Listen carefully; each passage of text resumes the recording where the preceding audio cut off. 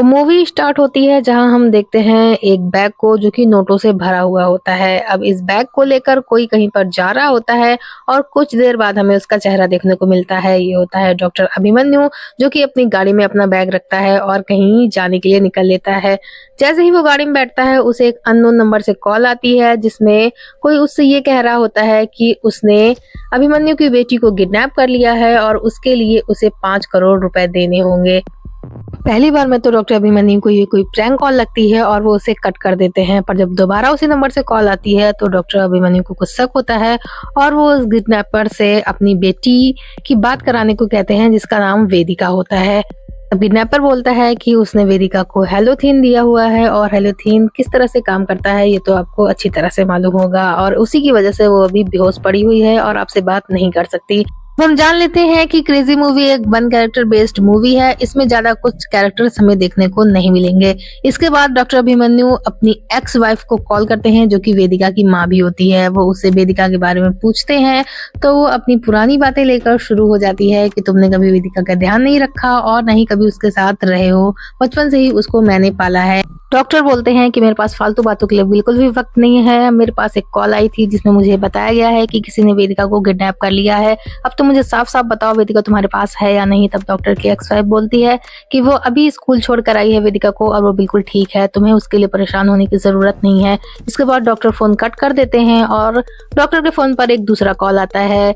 ये होता है डॉक्टर की गर्लफ्रेंड का कॉल, जो उससे पूछ रही होती है कि उसने वो सारे पैसे सेटलमेंट के लिए दिए या नहीं। डॉक्टर मना कर देते हैं कि अभी तक तो उसने वो पैसे नहीं दिए, और हमें यहाँ पर पता चलता है कि करीब 1 साल पहले डॉक्टर ने किसी बच्चे का ऑपरेशन किया होता है जिसकी उम्र 12 साल होती है, और डॉक्टर को उस वक्त ड्रग्स लेने की आदत होती है। इसी लापरवाही के चलते उस बच्चे की मौत हो जाती है।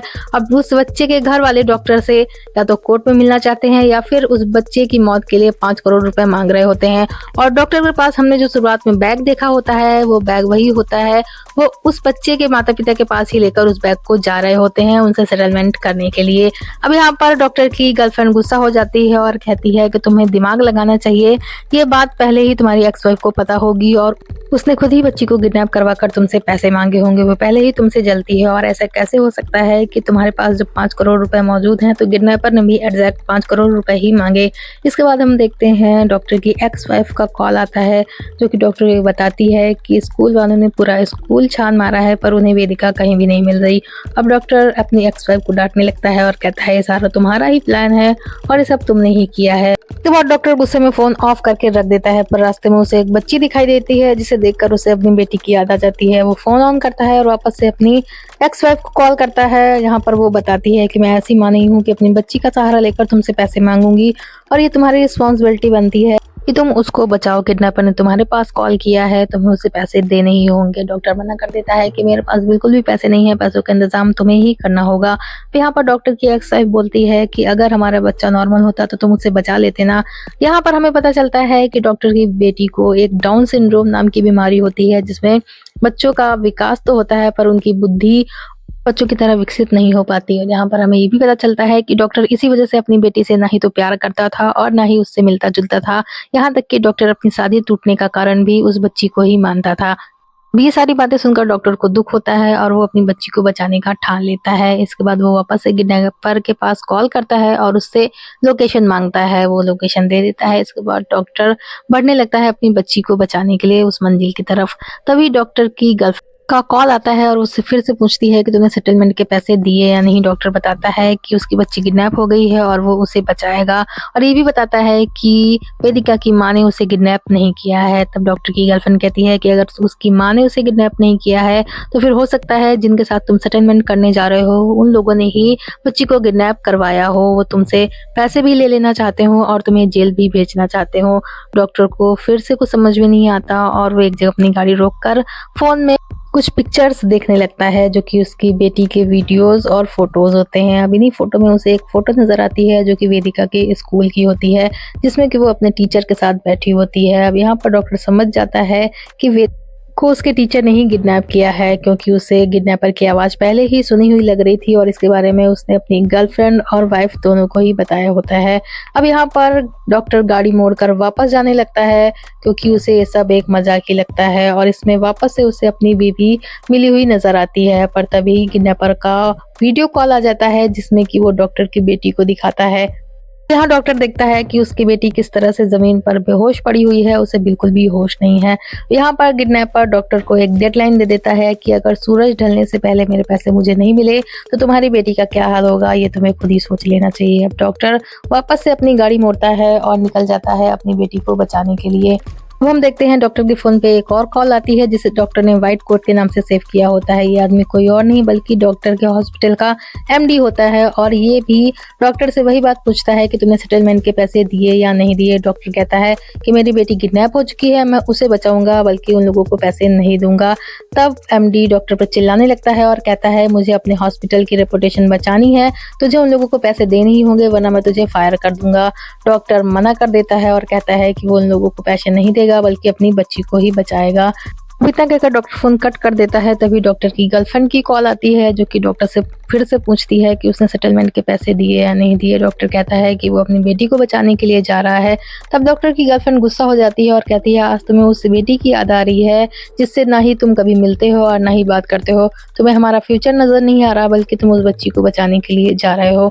वो डॉक्टर को डेडलाइन देती है और कहती है कि तुम्हें हमारा फ्यूचर देखना है या फिर अपनी बच्ची को बचाना है, आज तुम्हें डिसाइड करना ही होगा। डॉक्टर कहता है कि वो अपनी बच्ची को ही बचाने के लिए जाएगा। इसके बाद डॉक्टर की गर्लफ्रेंड भी फोन कट कर देती है और डॉक्टर निकल जाता है अपनी बच्ची को बचाने के लिए। अब रास्ते में डॉक्टर के पास फिर से एक कॉल आती है, जिसमें हॉस्पिटल की नर्स से बता रही होती है कि उसे एक ऑपरेशन करना है और ये ऑपरेशन बहुत ही ज़रूरी है। डॉक्टर कहता है कि उसके पास बिल्कुल भी टाइम नहीं है, जाकर दूसरे डॉक्टरों से एडवाइस ले ले और उनसे कांटेक्ट करे। नर्स कहती है कि इस वक्त हॉस्पिटल में कोई भी मौजूद नहीं है और ये ऑपरेशन आपको ही करना होगा। तब डॉक्टर अपने जूनियर के पास कॉल करता है और उसे वो ऑपरेशन करने की सलाह देता है। बात करते वक्त डॉक्टर की कार अचानक से रुक जाती है। जब वो नीचे उतर कर देखता है तो उसकी कार का एक टायर पंचर हो चुका होता है। अब इधर जूनियर की कॉल वापस से आती है और कहता है आज तक उसने एक भी ऑपरेशन नहीं किया और आज अचानक से वो कोई ऑपरेशन कैसे कर सकता है। तब डॉक्टर कहता है कि वो उसके साथ वीडियो कॉल पर बना रहेगा और यहाँ पर हम दो सीन्स एक साथ देखते हैं। तरफ डॉक्टर अपनी कार का टायर चेंज कर रहा होता है और दूसरी तरफ अपने जूनियर्स को इंस्ट्रक्शंस दे रहा होता है कि उन्हें किस तरह से ये ऑपरेशन सक्सेसफुल करना है। अब इसी बीच डॉक्टर के पास उस किडनैपर की भी कॉल आती है, जो उसे बताता है कि उसकी बेटी को होश आ गया है और साथ ही वो बार बार पैनिक हो रही है, इसके साथ ही वो बार बार वॉमिट भी कर रही है। डॉक्टर बताता है कि उसे किस तरह से उसकी बेटी को संभालना है, साथ ही कुछ दवाइयां भी बताता है जिससे कि उसकी वॉमिट बंद हो सके। अब इसी बीच डॉक्टर के जूनियर की कॉल आती है, जो बताता है कि उसने ऑपरेशन तो कर लिया है पर पेशेंट को होश नहीं आ रहा, ना ही उसकी सांसें चल रही हैं। डॉक्टर कहता है कि तुम्हें चेस्ट के पास एक कट लगाकर उसे कार्डियक मसाज देनी होगी और वापस से उसे जिंदा करना होगा। जूनियर घबरा जाता है। डॉक्टर उसे बोलता है कि तुम पैनिक होने की जरूरत नहीं है, ऐसा करने से वो वापस से होश में आ जाएगा। यहाँ पर जूनियर वैसा ही करता है और पेशेंट को होश आ जाता है। इधर डॉक्टर भी निकल जाता है अपनी बेटी को बचाने के लिए। वो देखता है कि उसके पीछे पुलिस की गाड़ी लगी होती है, जिसे देखकर डॉक्टर थोड़ा घबरा तो जाता है, पर एक्चुअली में वो गाड़ी डॉक्टर का पीछा नहीं कर रही होती बल्कि कहीं और जा रही होती है। अब इसी बीच वापस से किडनैपर की कॉल आती है, जो उसे डेडलाइन की याद दिलाता है। वो बताता है कि उसे बैग कहाँ पर फेंकना है और इसके बाद वो अपनी बेटी को लेकर जा सकता है। डॉक्टर किडनैपर की बताई हुई जगह पर बैग फेंक देता है, पर इसी बीच डॉक्टर की गाड़ी का फ्यूल भी खत्म हो जाता है और यहाँ से वो पैदल ही आगे बढ़ता है। पर इसी बीच एक गाड़ी आकर डॉक्टर को टक्कर मार देती है, जिससे काफी बुरा एक्सीडेंट हो जाता है डॉक्टर का।